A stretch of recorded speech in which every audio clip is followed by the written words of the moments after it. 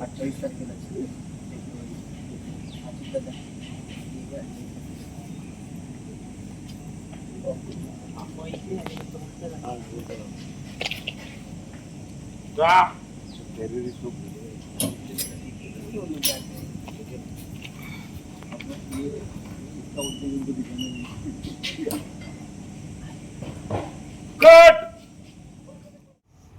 Mummy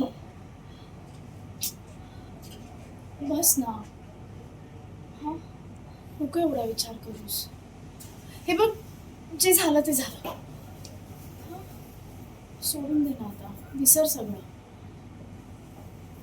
आपल्याला नाही का कधीतरी असं खरचटतं किंवा हाताला गरम तव्याचा चटका लागतो.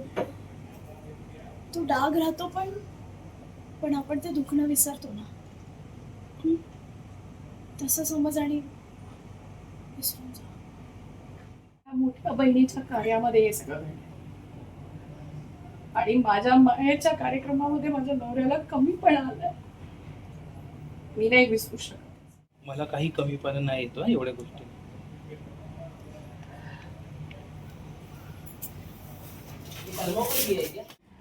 ताई आली इकडे फिर बोली पण तो नेकलेस चोरला नाहीये सगळ्यांना कळलंय ना मग काय असं बोली बाळा असं नसतं चिंडावून खरं खोटं समोर आलं ना तरी आपल्या मनात जे जखमा झालेल्या आहेत त्या भरून नाही निघत बोली म्हणून कळतंय मला पण तोच विचार करून कसं झालेला आता बोली तुला गोष्टी नाही काय तू लहान आहेस का बाळा.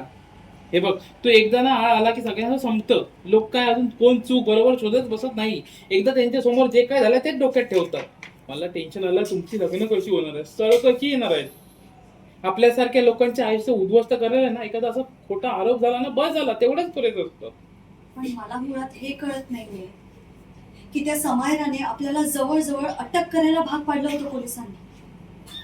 मग अचानक असं काय झालं की ती पलटली, तिने आपलं स्टेटमेंट बदललं. पमा बोलली माझ्या सुद्धा डोक्यात आलं नाही तर नक्की काय झालं होतं तिकडे. सुभाष बोलला पण तुम्ही दोघी रूम मध्ये जाऊन काय बोलला होतं. चिरवली अहो पप्पा तो नेकलेस कोणी चोरला तुम्हाला माहिती आहे का. कोणी? समायराने. शॉक. आई उभी राहिली काय शरू सांगायला लागली हो समायराने चोरला ती रूम मध्ये गेली सगळं चोरलं मुमताज म्हणजे सांगते मला सगळं माहिती आहे मला सगळं कळलं झालं. Continue and hold action. Anushree बोलली गौतमकडे हा व्हिडिओ होता मग हे सगळं व्हायच्या आधी का नाही बोलला तो. शिरू बोलली कारण तो सुद्धा थोडा कन्फ्यूज झाला होता की समायरा अशी का करते म्हणजे त्या घरात त्याची बहीण जाते मग तो सुद्धा थोडा टेन्शन मध्ये असणारच ना. मग ताई हे सगळं तुला केव्हा कळलं. हा मग काढून टाक पण ताई हे तुला कधी कळलं. ऍक्शन. पण ताई हे तुला कधी कळलं. जेव्हा गौतमने मला तो व्हिडिओ दाखवला तेव्हाच कळलं. मग तो व्हिडिओ घेतला मी समायराला दाखवला तिचं तोंड पडलंच होतं. आज जर गौतम त्यावेळी आला नसता ना आणि समायराचा गेम खरंच बरोबर झाला असतं आणि पोलीस मग आपल्याला खरंच घेऊन गेले असते तिथून.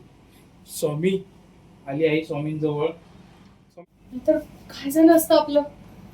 असं वरी बोलली खरंच चांगला मुलगा आहे गौतम. तो नसताना तर काय झालं असतं. दूध दिलं तू म्हणजे मदत केली ना आपल्याला त्यांनी.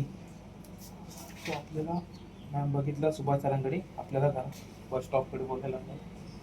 आम्हाला बस स्टॉप वरती तो घ्यायला आला ना तेव्हा जरा अल्लडच वाटला होता. खूप चांगला मुलगा आहे गौतम. तो जर नसता तर काय झालं असतं. बघितलं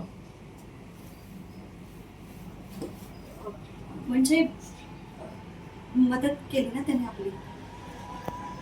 आई बसली सुभाषच्या बाजूला. सुभाष बोलला आजकाल किती गुणी मुलं असे भेटतात का ती सुद्धा अशा श्रीमंत माणसांच्या घरात. पाहुली खरं आहे आज त्याच्यामुळे त्या माणसाला ताट मानेने आपण बाहेर निघालोय ना. शरू आली इथे तुझ्याजवळ खरं आहे पण थँक्यू. होल्ड टू शॉट झाला नाही तो भास लागला. रोज ते स्कीमर ते तू स्कीमर घेतले ना ओझरचं स्कीमर घेतले ना आपल्याला आणि पीठ स्कीमर होते पण राहून गेलं. गडबडीत निघालो ना आपण. पण परत भेटलो ना तर नक्की थँक्यू बोले ना ताई. नक्की बोल. पण हो ताई खरंच तो खूप चांगला होता. पवनली बोलली हो ताई तो खरंच खूप चांगला मुलगा आहे. पवनली त्याचा मोठा भाऊ अगदी समाजाची बाजू घेत होता. त्याच्यावर नाही काय झाले ते संस्कार. नाहीतर काय नुसतं शहाणपणा करत होता. कुठला काय झालं काय माहित नाही, नुसती मध्ये मध्ये बडबड बडबड.